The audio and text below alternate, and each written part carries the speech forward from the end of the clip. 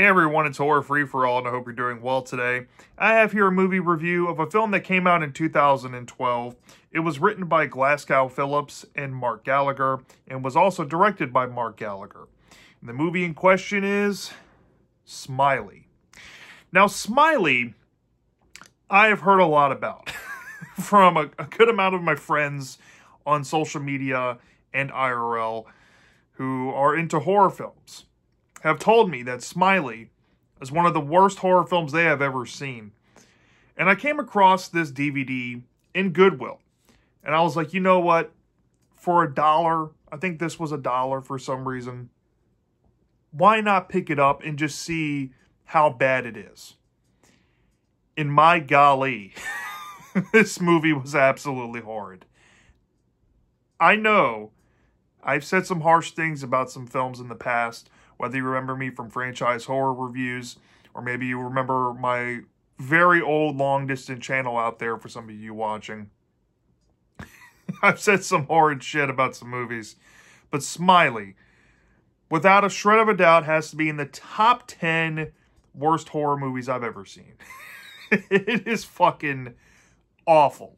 From start to finish. I really have no words.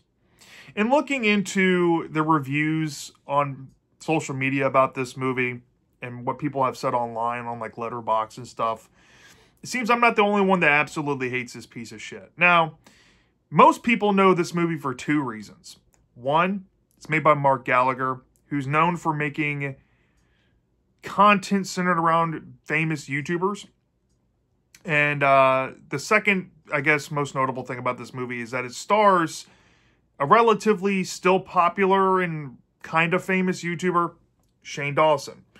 And this came out in 2012, which was kind of the height of this bullshit that we saw going on where, you know, things like Annoying Orange and Fred and all these fucking awful old-timey YouTube skit channels like Smosh and shit like that too. I'm sorry for Smosh fans out there.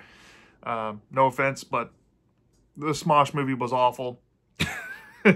All these films started coming around for these YouTubers, and I guess Shane Dawson was trying to break out into film. He did this movie and a absolutely god-awful comedy movie that's one of the worst films I've ever seen that he actually wrote and directed called Not Cool. And I think this and Not Cool effectively killed his film career. And I'm thinking that he actually did a third film after Smiley and Not Cool, which shocks me. And supposedly he's in the works of actually writing a legitimate horror movie nowadays, now that he's much older, I guess. Best of luck to you, bud. But, yeah, what the fuck were they thinking with this? Now, I'm going to say this up front. I did not know this film was rated R. I did not know what to expect with this movie. And I guess while watching it, I'm like, okay, this is a slasher film with a kind of creepy villain going on here. But as the movie went along, I realized that I absolutely hated every moment of having to sit through this shit. This has some of the most jump scares I've ever seen in a film collectively. It has some of the most bland kills I've ever seen. The least amount of gore in an R-rated movie. A lack of just charm and relatability with the characters. And just really cringe and dated writing, even for today's standards. And this film was only written fucking 12 years ago. Yeah, I have a lot to unpack with this piece of shit, but I'm just going to give you a brief plot synopsis of the film without giving pretty much any spoilers, just so you get a general idea before I get into essentially a roast of this fucking atrocious pile of dog shit. So, the movie starts off with this girl, I guess she's babysitting a younger girl who's kind of using online chat rooms, a la something like Chat Roulette and Omegle back in the day. Those were really big in my generation growing up, and I guess teenagers, or the teenage demographic that this movie's trying to display here, it's supposed to reflect people of my time, which is kind of sad and depressing, but it does bring back a little bit of memories. But this little girl who's chatting on Omegle with a bunch of grown men and weirdos, when she probably shouldn't be, is telling her babysitter about this legend of Smiley.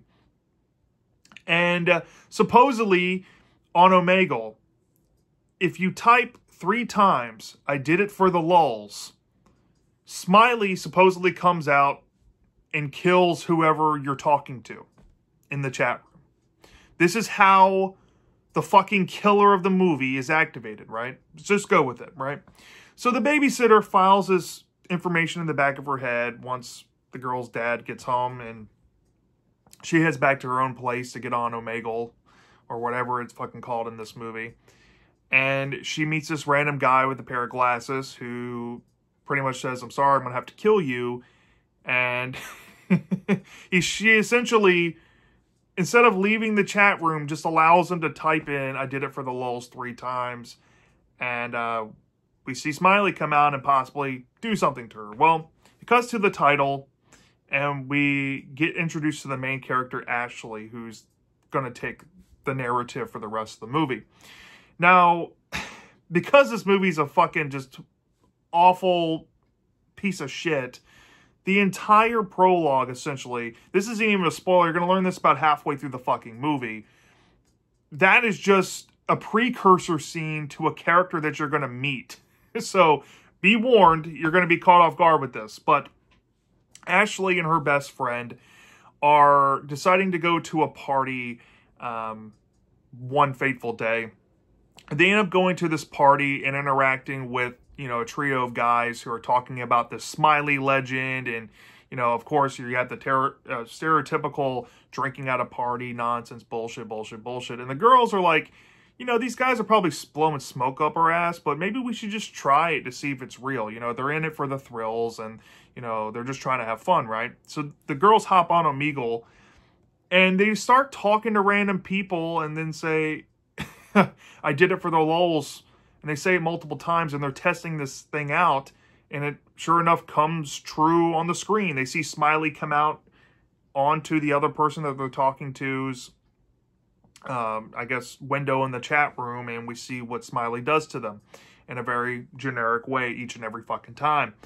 So the girls kind of prove to themselves that Smiley is indeed real, and Ashley's best friend swears her to secrecy that they can never tell what they did because they essentially sent some random people a death sentence. But as you'll learn in the movie, these people that are getting targeted aren't necessarily random. So take that for what you will. But anyways, so Ashley swears to secrecy to her best friend. And unfortunately for her, she's starting to feel a lot of guilt in the situation. And this is perhaps boiling into paranoia, and she starts to feel like maybe she's seeing these visions of Smiley, like haunting her dreams, waking her up through nightmares and stuff like that.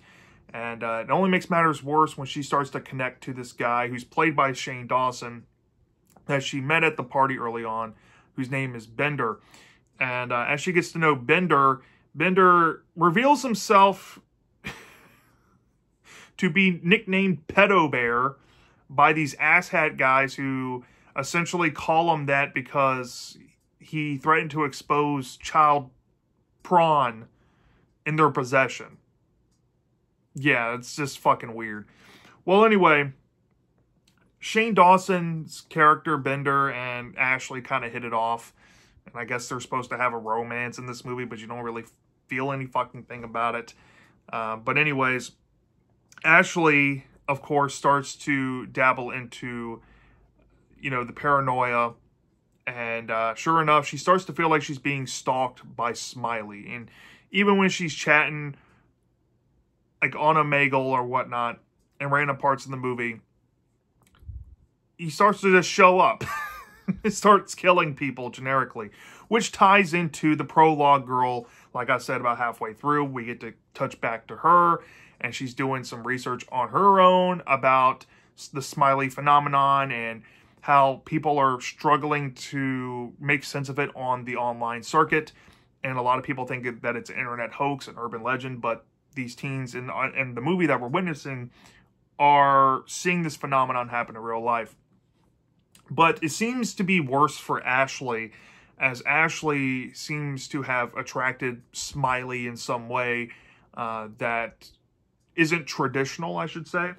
And for the rest of the movie, we start to learn essentially how bad it's gotten for Ashley and how much she's starting to see Smiley may or may not increase. And this builds up to, I guess, a tense, final act of the movie where her and her newfound friend Bender perhaps end up in a situation, right? And then we find out some twists and some reveals about Smiley and what's really going on with that. And we see what's going to happen to Ashley and Bender, right? And this may or may not feed into an ultimate twist ending involving certain characters, I should say, that feel even left field given what we were revealed beforehand, but I digress. And then we get a post-credit sequence that gives us an update on a certain character, I should say. But that in a nutshell is what you're going to expect out of Smiley here. So this movie, y'all, I honestly struggle to find anything redeeming in it. If I had one thing, I think that is a saving grace for this fucking movie, is the look of Smiley. When the character is given some prosthetic justice and actually shown, interacting with people, whether it's, in a webcam scenario where obviously you're seeing it through the lens of a character looking through a computer screen and seeing what he's doing on a computer screen, or when he's in person, Smiley looks fucking creepy. And I'll give the movie that. I'll give the movie that. And to be honest, Ashley as an actress, the actress who plays her, I think she is, let me see here, Caitlin Gerard. She's pretty good. And it was also fun to see some side characters played by people I recognize. One of them was Liza Whale, who I recognize from Gilmore Girls. I was not expecting her to be in this type of movie, but that was kind of cool to see. Keith David, of all fucking people, I love Keith David. Keith David's up there with Bruce Campbell and Tom Atkins. If he's on anything horror, I'm usually there to check it out. I don't know how the fuck they got him to be in this movie, and they gave him some fucking cringy-ass dialogue. I'm actually flabbergasted with some of the shit he said in this movie, but I will say this. It was fun seeing him in the film, and there are some parts where he did make me kind of smile just by being in it. And yeah, I guess as a throwback to old days YouTube, it was kind of cool seeing some YouTube people in the movie, like old Shane Dawson, for some reason, kind of hit my nostalgia bug and brought me back to, the late 2000s and scrolling YouTube and watching, older I think ad revenue YouTube, which was, I think, pre-2012. So I guess there's that. And there's some other former, I guess, well-known YouTubers in this, or I guess semi-known, that you'll see in here as well. Which makes sense because Michael Gallagher wrote and directed this movie, and he's commonly attached to movies with YouTubers, so I get it. But other than those things, I hate everything about this fucking film and what it stands for. Look, this film off the bat did not need to be rated fucking R. This honestly could have been PG-13 if you cut out the cringe plot points and some of the blood effects and the prosthetic work. This could have been PG-13 for real. There's nothing too graphic here. All the fucking kills in this movie, all they are generic throat slits. I'm sorry if I'm spoiling the kills, but you'll notice it. That's the only fucking thing that the killer does in this goddamn movie, is slit your goddamn throat. It is so mind-numbingly repetitive on that, and it kind of sucks the fun out of it. Whenever you know a character's going to die, like, oh, here's another throat slit coming, take a fucking shot. This would be a perfect movie to watch in a group setting just to roast it. This is kind of up there with like Halloween Resurrection and Halloween 5, films like that shit, where you can just take a shot for all the dumb shit and the running gags that you see throughout the goddamn movie. There you go. The music in this film is generic as fuck, just like any other low-budget horror film from this time. But here, for some goddamn reason, I had to keep adjusting my volume watching a DVD of all things, of this film. Because anytime a tense scene would come up, it felt like my goddamn TV in my apartment was having an earthquake with how loud the goddamn sound was to generate jump scares. Which, in tandem with this, the jump scares in this movie have to be Sinister 2 level annoying. There's like an infinite amount of just cheap jump scares that aren't even scary. They're just fucking annoying, and they just pollute the movie. Like, every 5 minutes, there's a stupid jump scare and a fucking, you know, violin screech or whatever fucking noise they're using in the soundboard. It's just terrible. Stop doing it. Stop. Oh. And when we're getting down, I guess, to the horror of the movie, right? You have to really put a lot of disbelief at the door, just given how the movie's laid out plot-wise. But when you look at the concept and how this fucking killer is able to kill people, it's all on the predication of strangers saying, and I shit you not, you have to say it 3 times in the chat, I did it for the lulz. How fucking stupid is that shit, man? I know some people might think it's funny, especially if you grew up around this time, you might get the humor. But that's how the killer is activated, right? And you think these characters would be smart enough, and there's a whole subplot point, I didn't even touch on this, but I guess I'll touch on it here very briefly, about Ashley trying to prove to the police that Smiley is actually a thing, and how she's not killing people out of delirium or whatever the fuck they think she's going through, right? Why would you continue it? If you've seen this Smiley phenomenon happen, all you have to do to put it behind you and get rid of it is to just avoid it. And stop going on Omegle and chat rooms and typing, I did it for the lulz 3 fucking times. Why does this movie need to continue after that point? Which makes this movie feel like a complete just conundrum of like, what the fuck? This could have been a 15-minute short, right? Building up to 1 kill. And you just ended after the fucking kill and looking at the horror of the person's eyes as they accidentally, or I guess accidentally, intentionally killed somebody trying to disprove a legend. That's a good way to end the story. But no, this goes on for how long? How long is this fucking movie? Let me call this out. 95 fucking minutes. Well over the time it needed to go. I'm shocked. I'm shocked because it feels like we commonly retread the same goddamn ground multiple times in the film. And even then, when you look at the idea that the killer is activated through saying that dumbass chant 3 times in a fucking chat room, how is Smiley supposed to be implied to be stalking Ashley? Why is this even a thing? Why does the movie spend so much focus on Ashley, thinking that she's being stalked by Smiley, or she's somehow activated Smiley to come after her?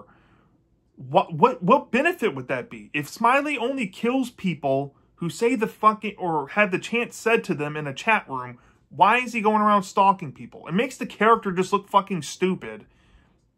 And I'm not saying that she's the only one here. All the side characters in this movie kind of feed into the lunacy a little bit. Now, there are some revelations you learn in the movie that perhaps lend to the reason why they're so stupid, or at least perceived to be. But good God, man. Shane Dawson's character is super dumb. He is super dumb in this movie. And I don't know if he's like trying to do this on purpose for her to make her dumb too, or he's doing it by accident. I can't really tell. But given what we learn in the movie, I guess it's a blend of both. I'm just flabbergasted. And this goes to the fucking side acting performances from like Shane and a few other YouTubers that I recognize here. They're all laughable. The characters they play suck. They're all unlikable. Like, and when you look at the backstory of Bender, for example, which is Shane Dawson's character, and how he's nicknamed Pedo Bear, because he tried to expose these fake friends of his who actually are his friends, kind of, who had child prawn in their possession, and he tried to expose them. And they call him Pedo Bear? Why? Why? Why is that even a thing? I guess because it was a popular meme back then, they thought it'd be kind of edgy. It's cringe. It's absolute cringe. And this goes for a lot of the characters' dialogue here, too. It's not just these guys who are in the story. It goes to Keith David and some other characters you see in the movie. They're talking 2012 internet lingo, and that shit is dated as fuck. I internally cringed at the scene. You'll know when you see it, where Keith David's sitting down investigating Ashley at the police station, and he pulls up an old-timey YouTube page that you might get some nostalgia kick for, and he's talking this YouTube lingo, and I'm just like, what the fuck am I watching? What the fuck am I watching? And yeah, it was awful. It was awful at times. Let's get into the editing now, which I think is also an underrated fucking horrible thing about this movie. The prologue is about a character girl, which usually happens in these really bad, you know, made for teenager type movies where you get a random girl being stalked by some killer in the tropiest kind of fucking way.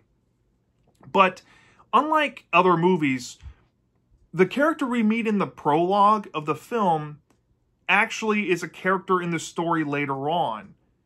So why are we going forward in terms of timeline of events to kick the movie off and then come back to it, unless there was something on purpose involving the plot, which I guess there's a reason why they did that, to kind of, you know, lead a misdirect in some aspect, and I'm just going to leave it there. But it's just jarring. It's just jarring. And how the plot unfolds, unfortunately. While I do like, what's her name? Caitlin Gerard's performance as Ashley. All this movie fucking is at one point is just this paranoid delirium. Is it real? Is it not real shit? And I hate that goddamn shit in film. I like reading that more in books, because in books, especially like the shorter novella types, they keep it short and sweet, and it doesn't come off as repetitive, and you're not, you know, wasting minutes of your life having to sit through and watch this. But this movie, unfortunately, has the visual medium of it, and it's taxing. It really is taxing, and I got really tired of it after a certain point. And when we get down to the reveals, the final twist, and even the post-credit sequence, all three of those are absolute dog shit. I'm sorry.